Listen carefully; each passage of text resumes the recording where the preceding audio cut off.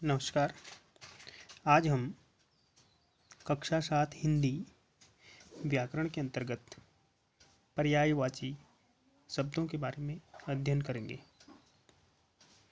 सर्वप्रथम हम जानते हैं कि जो समान अर्थ वाले शब्द होते हैं उनको पर्यायवाची शब्द कहते हैं।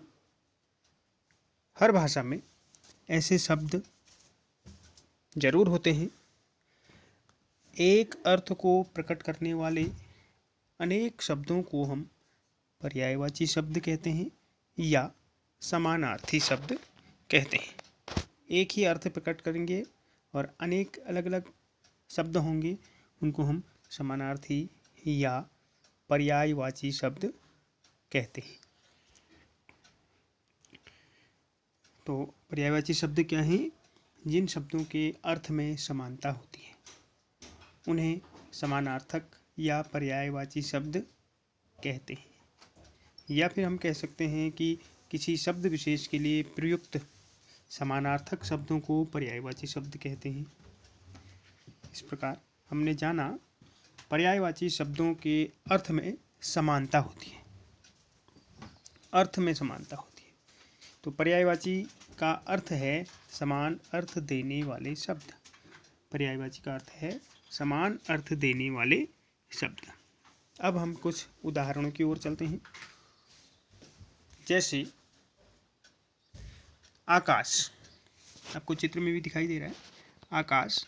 तो आकाश के पर्यायवाची जो शब्द हैं नभ, गगन, आसमान, अंबर, इन नामों से हम आकाश को जानते हैं। तो आकाश, नभ, गगन, आसमान, अंबर, ये सारे आकाश के पर्यायवाची शब्द हैं। पवन, जिसे हम वायु कहते हैं, हवा, वायु, हवा, समीर, वात, मारुत, ये सब पवन के पर्यायवाची शब्द हैं। कुछ पर्यायवाची शब्द यहाँ दिए गए हैं जिनको हम देखें। शेर, शेर को और हम क्या कह सकते हैं? सिंह, केसरी, वनराज, मृगपति, ये सब शेर के पर्यायवाची। सुगंध, खुशबू, सौरभ, महक, हिरण, हरिण, सारंग, कुरंग, मृग, यह सब हिरण के पर्यायवाची शब्द हैं। इसी प्रकार कपड़ा, गणेश, तरंग, ईश्वर, पत्नी, प्रेम, बादल, मित्र, शरीर, स्त्री, आम, आँख, अनेक शब्द हैं जिनके पर्यायवाची शब्द होते हैं। तो हमें पुस्तक की सहायता से हम इनको देख लेंगे। आपकी व्याकरण की पुस्तक में भी बहुत सारे पर्यायवाची शब्द दिए गए हैं जिनका अध्ययन हम करेंगे।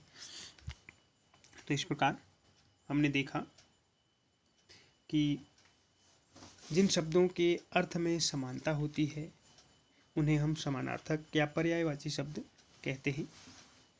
किसी शब्द विशेष के लिए, या हम कह सकते हैं कि किसी शब्द विशेष के लिए जो प्रयुक्त समानार्थक शब्दों को हम पर्यायवाची शब्द कहते हैं या हम उनको समानार्थी शब्द कहते हैं।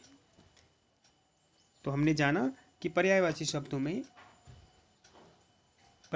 शब्दों के अर्थ में समानता होती है।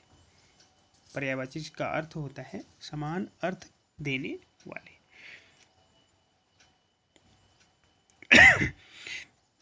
इस प्रकार मुझे आशा है कि आपको यह प्रकरण समझ आया होगा। अपनी अगली प्रस्तुति के साथ जल्दी ही उपस्थित होंगे। धन्यवाद।